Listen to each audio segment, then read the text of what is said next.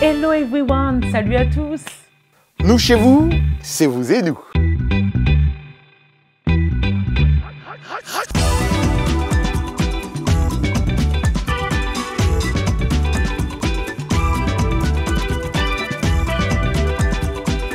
Ravi de vous retrouver pour ce nouveau numéro de Vous et Nous. Comme vous le constatez, nous sommes encore en dehors des studios de la VOA pour répondre à la distanciation sociale.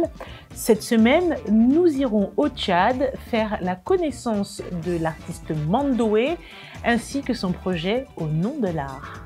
Dans cette édition de Vous et Nous, on ira au Sénégal rencontrer la jeune Yaye Saoudou Fall qui a monté une usine de recyclage de pneus usagés qu'elle transforme en différents revêtements de sol. Vous ne voulez pas rater ça. Recyclage également en RDC avec Jean-Luther Missoko.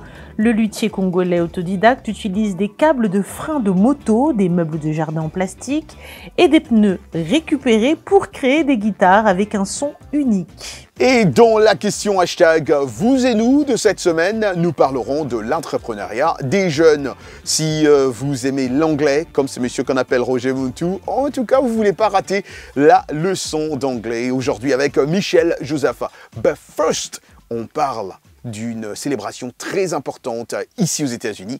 Thanksgiving. Thanksgiving. J'ai vu des amis déjà me souhaiter Happy Thanksgiving, Happy Thanksgiving. Écoutez, la 95e édition de la parade de Thanksgiving, le 25 novembre à New York, renoue avec les fastes d'avant Covid, on doit le dire. Cette fête incontournable aux États-Unis vise à rendre grâce à l'année écoulée, aux proches et aux amis. Cette fois, la parade qui existe depuis 1927 est symbole de résilience face à la pandémie. Après une version minimaliste et édulcorée l'année dernière, elle revient dans toute sa splendeur, on doit le dire. Un tel spectacle requiert des mois de préparation. Pour en savoir plus, Dilly Dico a assisté à la dernière répétition en plein centre de Manhattan. Suivons. Cette nuit, les températures avoisinaient 0 degrés Celsius. Mais cela ne suffisait point à décourager les artistes venus répéter pour le jour J. Pour cette unique répétition en plein air, les costumes n'étaient pas de sortie, mais c'était l'occasion pour les danseurs de prendre leur marque et de se familiariser avec les lieux. Laura, une danseuse du ballet Hispanico, se dit très fière de rejoindre la parade de Thanksgiving. C'est ma première année avec le ballet Hispanico et avec ce groupe en particulier. C'est vraiment incroyable pour moi de faire partie de la parade de Thanksgiving. Enfant, je rêvais d'être à New York. C'est donc formidable d'avoir l'opportunité de danser ici. L'essentiel du show se déroule devant le grand magasin Macy's en charge du spectacle et la parade défile sur la 34e rue de New York. Cette 95e édition est très importante puisqu'elle marque le retour post-pandémie de la parade à son format grandiose et le début de la saison des fêtes de fin d'année. Pour marquer le coup, la parade puise ses talents aux 4 coins des États-Unis. Parmi les différents numéros figurent des chorégraphies de la troupe de danse Spirit of America qui compte plus d'une centaine d'adolescentes. Cette expérience est incroyable. J'ai pu faire le déplacement. Avec le Covid, ce n'était pas évident. Du coup, revoir tout le monde, ça fait du bien. C'est tellement bien de pouvoir s'imprégner de tout cela. C'est une bénédiction de se voir, de participer à la parade annuelle, de pouvoir faire ce que l'on aime et aussi de rencontrer de nouvelles personnes. C'est super amusant, c'est irréel. Vous ne réalisez pas vraiment jusqu'à ce que, même maintenant, j'ai du mal à réaliser. Je me dis, oh mon Dieu, nous sommes vraiment là. Voir ce spectacle chaque année à la télévision est une tradition et maintenant en faire partie est tout simplement une expérience incroyable. Megan O'Connell, une maman californienne, est venue soutenir sa fille, l'une des danseuses de Spirit of America. Elles ont fait le trajet d'une petite ville située au nord de San Francisco pour que sa fille puisse participer à cette parade suivie par des millions de téléspectateurs à travers le pays. Je suis ici pour ma fille parce que c'est son rêve. Il est devenu réalité, être dans la parade de Thanksgiving. Elle est en classe de terminale, c'est donc sa dernière opportunité. Et nous y sommes là, nous avons réussi. L'objectif principal de la parade de Thanksgiving est d'apporter de la joie et de la féerie aux Américains. Une mission importante pour le producteur exécutif de la parade, Will Koss, un New-Yorkais originaire du Bronx, qui dit avoir grandi en regardant ce spectacle. Un défilé comme la parade de Thanksgiving est un processus de création et de développement d'un an. Ce qui veut dire que dès vendredi, au lendemain de la parade, nous allons nous remettre au travail pour l'année 2022. Nous passons par de nombreuses étapes pour imaginer les nouveaux éléments du défilé. Nous commençons à travailler sur la conception, nous envoyons les modèles à la fabrication, puis nous entrons dans la phase des costumes, ainsi que la réalisation des figurines flottantes et des ballons géants. En même temps, nous travaillons également sur tous les autres aspects comme les performances artistiques et les numéros de danse. William Koss se dit très enthousiaste à l'idée de partager tout ce sur quoi il a travaillé avec ses équipes durant l'année. Pour Thanksgiving, il avait promis une célébration à la fois inoubliable et magique, un pari tenu. Merci pour ce beau reportage qui nous montre encore une nouvelle fois que la vie reprend son cours ici et là. Et on rappelle encore une fois que Thanksgiving est une des fêtes les plus importantes pour les Américains. Dans ce moment de communion, on ne cesse de manger. Je le précise parce que j'ai été impressionnée par les nombreux mets lors de ces dîners familiaux, amicaux. Et c'est pour vous donner cette information, c'est surtout pas le moment où faire des régimes Thanksgiving, non et non et non. On va changer de sujet, changer de destination, direction le Tchad, pour faire la rencontre de Mandoé, un artiste qui propose Au nom de l'art son dernier opus de 14 titres, qui est clairement international, car il a été composé, écrit, réalisé entre la Côte d'Ivoire, son pays d'adoption, mais aussi le Burkina Faso, le Tchad, ses nations, mais aussi l'Italie avec des artistes invités venant de nombreux pays et des choristes venus du Burkina Faso, également de la Côte d'Ivoire, de France. Un vrai melting pot que vous allez sans doute apprécier. En tout cas, je vous propose de voir ce reportage, car après une dizaine de dates au Tchad, il a fait, Mandoé, le plus grand stade tchadien. Et je vous propose de voir un condensé de tous ces événements à travers le reportage que j'ai pu mener tout dernièrement. L'artiste tchadien a tenu à partager la scène du stade Idriss Mahamat Ouya avec en première partie d'autres artistes faisant la fierté du pays.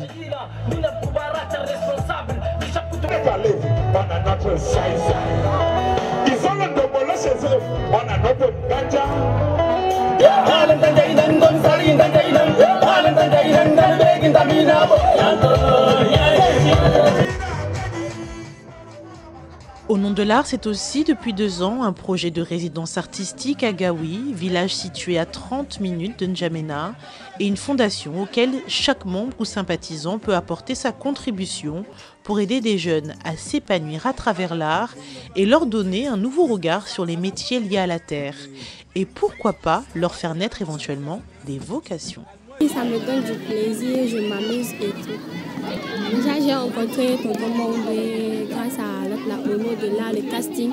Ils ont lancé l'annonce et tout. Et c'était moi et ma petite soeur, on était partis, on a passé le casting, on a été retenus et puis voilà, quand il serait grand, j'aimerais bien danser. J'aimerais un grand danseur. Et à un moment, il a dit que si ça m'intéressait, il allait me présenter au groupe et j'allais être avec eux. C'est pour cela, maintenant, je suis dans le groupe. Pour moi qui n'a pas eu cette chance-là de vivre ce genre de choses, c'est aussi une façon de partager ça. C'est important parce que ramener ses enfants à l'essentiel, c'est important pour moi. Cela, ils représentent même un danger pour moi, alors que normalement, c'est censé être une force. Ils n'ont pas l'impression d'être écoutés. Parce qu'avant, on avait une étiquette d'un enfant tchadien. Un enfant tchadien, ça ne ressemblait pas à un enfant camerounais, ça ne ressemblait pas à un enfant ivoirien. Parce que c'est des pays où culturellement c'est fort. Donc pour moi qui ai visité tous ces pays-là, après je me disais mais qu'est-ce qui me manquait? Et c'était juste l'art en fait. Se rapprocher de l'essentiel pour s'épanouir, c'est aussi à travers ce projet que Mandoé pousse les femmes de Gaoui à se parfaire dans la confection d'objets en argile afin qu'elles deviennent autonomes et forment leur propre coopérative. La poterie, j'ai commencé avec les amis. Quand on était tout petits, on faisait ça. Donc C'est vrai que le projet là, tel qu'il était parti, au nom de l'art, de la terre, l'essentiel, entre sculpture et musique, après c'est devenu avec les femmes de Gawi. Après, là j'ai envie d'aller encore un peu plus loin. Il y a la partie jeune qui m'intéresse en ce moment. Ceux de 15 à 25 ans, aujourd'hui dans nos provinces par exemple, sont imbibés d'alcool. Ils sont détruits complètement et puis ils sont là. On a l'impression d'avoir des jeunes comme des zombies qui n'ont rien et qui attendent tout. Et pour cela, ils représentent même un danger pour moi. Alors que normalement, c'est censé être une force. Ils n'ont pas l'impression d'être écoutés. Ils sont loin de nos chefs d'État, ils sont loin de nos ministères. Ils sont tellement loin que je me dis, il faut juste peut-être venir les écouter. Et grâce à la musique, je peux déjà me rapprocher d'eux. Donc je me suis dit, mais pourquoi je ne peux pas mener par exemple d'autres actions comme ce qu'on est en train de faire ici, arriver à amener les gens mais à se prendre en charge. Parce que le plus important, c'est d'amener les gens à se prendre en charge. Ce n'est pas juste les maintenir dans la pauvreté et puis profiter de leur pauvreté, quoi. Au-delà de l'art sera donc la suite du projet Au nom de l'art. Ekia Badou, N'Djamena pour VOA Afrique. Merci pour ce beau reportage signé Ekia Badou. Ah ouais, l'artiste. Hein. Les artistes sont forts. D'après moi, j'ai beaucoup de respect pour les artistes. Et voilà. Les amis, on va parler toute autre chose. On va au Sénégal, je le disais d'ailleurs, en titre. C'est très important de recycler, on le sait bien. C'est une initiative qui avait été saluée lors de la COP22 pour son action en faveur de l'environnement. Celle de la jeune Yaye Saoudou Fall au Sénégal. À 25 ans, elle a monté une usine de recyclage de pneus usagés qu'elle transforme, je le disais, en différents revêtements de sol, dont le gazon synthétique. Son entreprise est d'ailleurs la seule du pays à fabriquer du granulat répondant aux normes de la FIFA. C'est un reportage d'Alison Lekogo Fernandez et Mbaye Ndir. Suivant.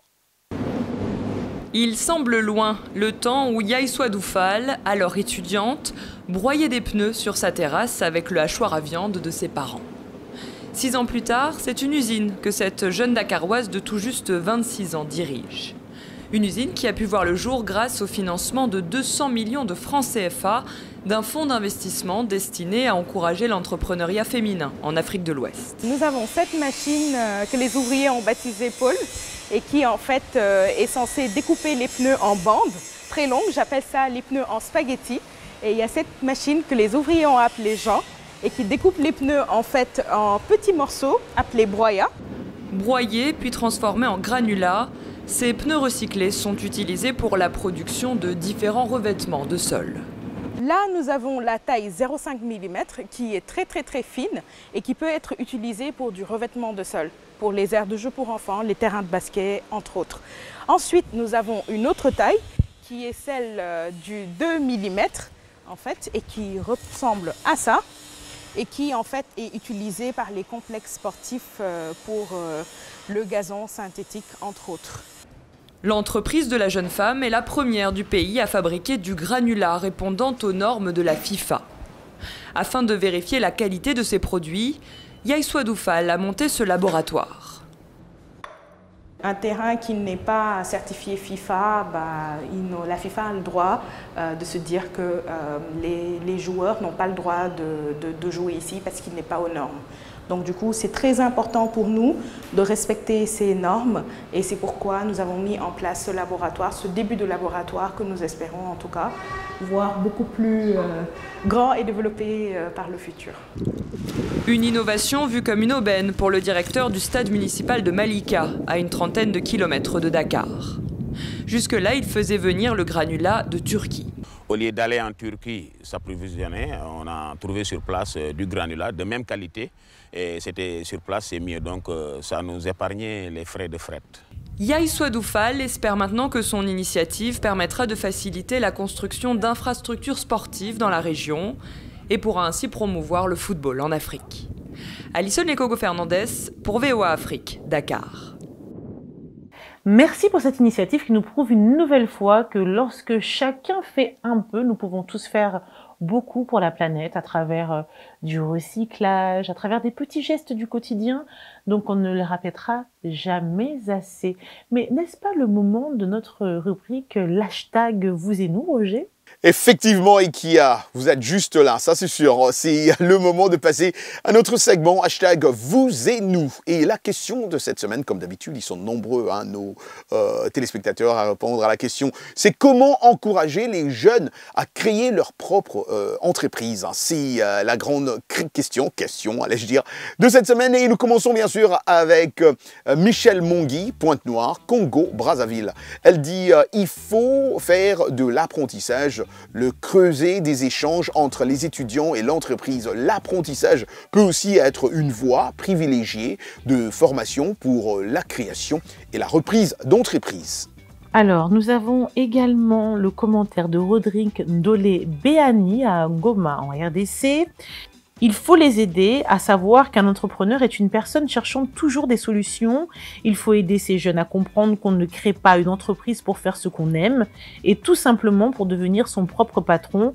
On crée une entreprise parce qu'on a détecté un besoin à satisfaire. Maïmouna Thiam, Dakar, Sénégal, nous dit « Il faut aider ces jeunes à comprendre que pour atteindre la liberté financière, il faut entreprendre, éveiller l'esprit d'entreprise des écoles, combattre les idées reçues chez les jeunes. Il faut nécessairement impliquer l'État. » Lucien Bazera, Kigali, au Rwanda, on les aide en leur offrant des formations continues suivies de financement. Merci pour vos nombreux commentaires, vos nombreuses pistes. On aime bien vous lire et on aime bien que vous puissiez rester confortablement installés pour suivre la suite de Vous et nous dans quelques instants. À tout de suite.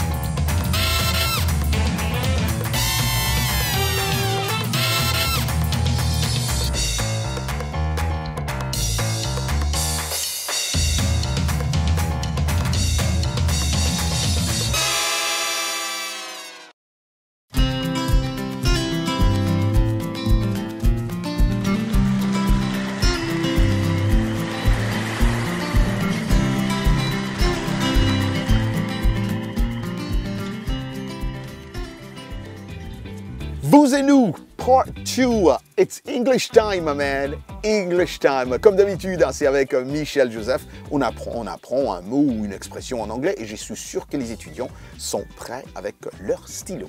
Michel Joseph avec Anglais Express, c'est tout de suite. Bienvenue à l'Anglais Express. En anglais, comment est-ce qu'on invite de façon amicale ou familière? Eh bien, on peut commencer l'invitation par « Why don't ?» Ce qui est sous-entendu ici, c'est l'idée de « Why not ?» Pourquoi pas? Comme cette phrase qui dit « Why don't you join us ?» Tu nous rejoins? Ou bien « Why don't we go see a basketball game ?» On va voir un match de basket?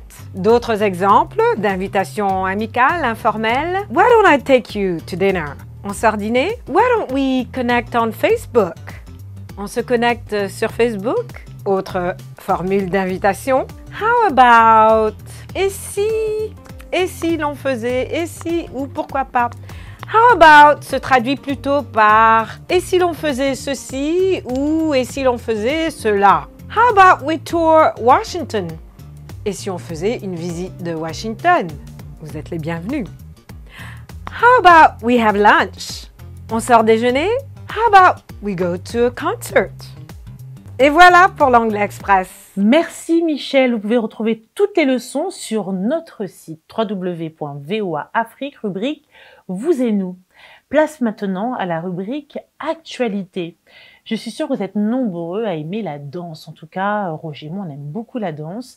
Figurez-vous que jusqu'au 29 novembre se tient la 15e édition de la Biennale de danse qui est pour la première fois à Marrakech, une initiative d'une association qui s'appelle En Marche, soutenue par un danseur qui s'appelle Taoufik Izediou.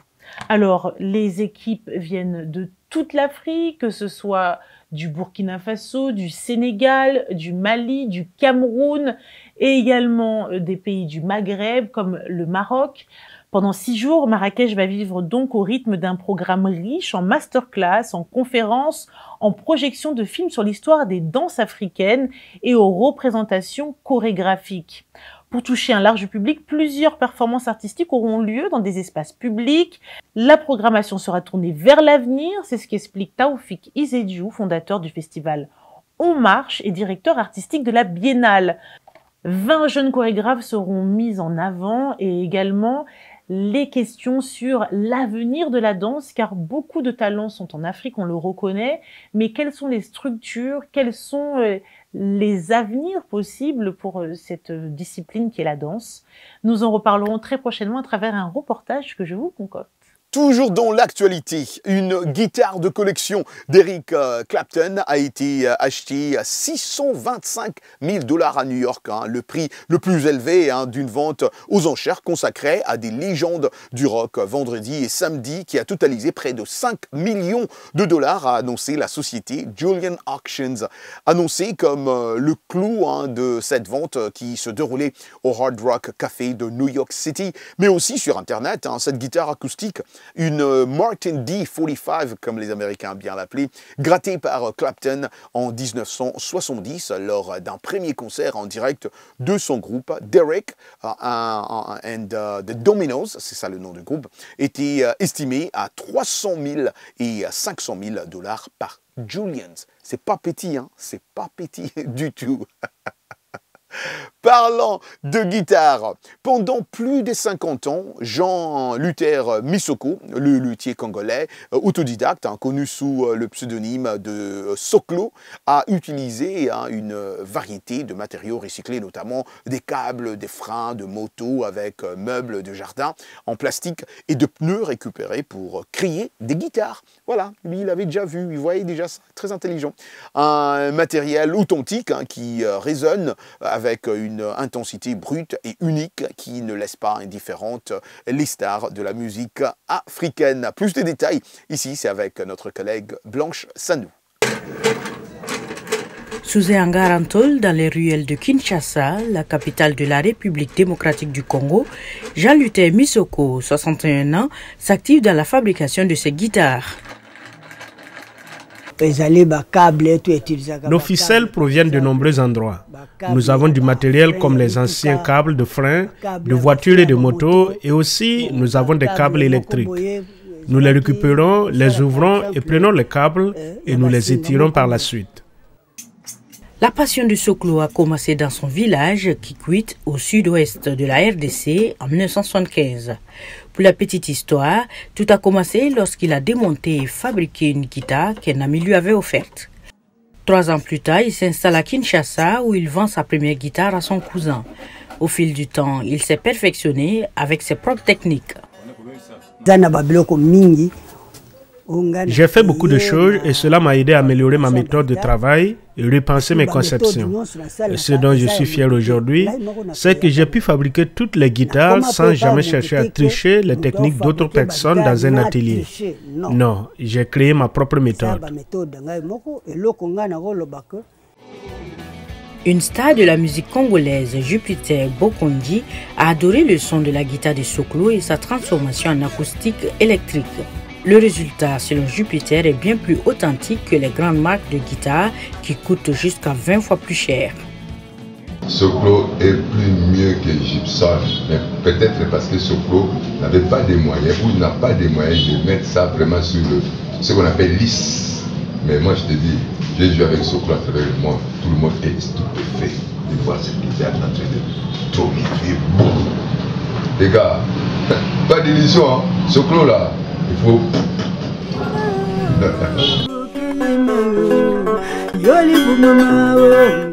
Soklo continue d'améliorer son art et d'affiner ses conceptions. Bientôt, il espère voir plus de musiciens locaux et internationaux affluer vers son hangar à Kinshasa.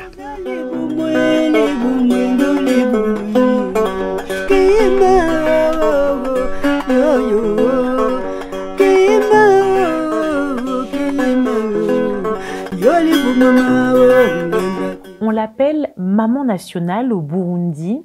Je parle d'une femme qu'on compare souvent à Sœur Emmanuelle.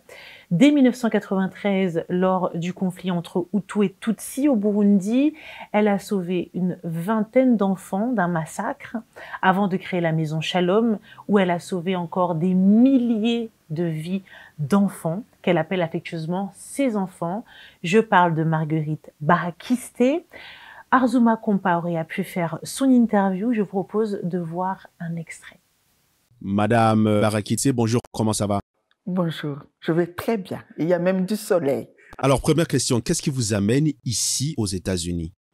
Je suis venue parce que j'étais invitée au Texas, d'abord au musée de l'Holocauste, pour témoigner sur ma capacité d'avoir pardonné après avoir vécu des atrocités. Et puis, je voulais venir ici, donc à Washington, D.C., pour rencontrer l'écrivain qui est en train d'écrire ma biographie. Et c'est ce qui m'a amené ici au Maryland. Je dis que j'incarne deux personnages que j'aime beaucoup dans ma vie. C'est ma maman Thérèse, qui était veuve à 24 ans. Et moi, j'ai perdu mon papa quand je n'avais que 5 ans et demi. Nous étions seulement 2 enfants. Mais ma maman était profondément, m'a donné des valeurs chrétiennes. Elle était profondément chrétienne. Elle m'a appris que chaque personne que nous formions une même famille d'enfants de Dieu. Et là, c'est ce que j'ai appris auprès de ma maman. Dans notre maison, il n'y avait pas de discrimination, bien qu'à l'extérieur, parler de nos appartenances ethniques, on connaissait notre ethnie. Mais ma maman me disait, nous appartenons à une noble famille, la famille des enfants de Dieu. Madame Marguerite Barakiste, je vous remercie beaucoup pour cet entretien. Et puis, qu'est-ce qu'on peut vous souhaiter? Qu'il n'y ait plus d'enfants qui souffrent, qui errent, qui soient dans les prisons, qui soient recrutés pour prendre les armes. Que chaque enfant dans le monde entier puisse voir le sourire de sa maman et de jouir de tous ses droits. Mesdames, Messieurs, merci une fois de plus de votre attention. On vous dit à très bientôt pour une autre émission sur VOA Afrique. À très bientôt. Merci beaucoup à Arzuma Compaoré. Merci infiniment aussi à vous tous qui restez scotchés devant vos petits écrans pour nous suivre chaque semaine. En tout cas, les bonnes choses finissent vite, comme on les dit souvent. L'émission touche à sa fin. Merci en tout cas, merci infiniment, chers téléspectateurs, pour votre fidélité à ce programme de VOA Afrique et à d'autres programmes aussi que nous vous proposons, soit à la radio, à la télé ou sur notre site internet www.voafrique.com. Merci à nos stations partenaires partout en Afrique et dans le monde. Merci aux héros dans l'ombre, Jean-Louis Mafema et Salwa Jafari, Gabi Dorsil. On s'est dit comme d'habitude, un rendez-vous la semaine prochaine. Ciao, ciao. Bye.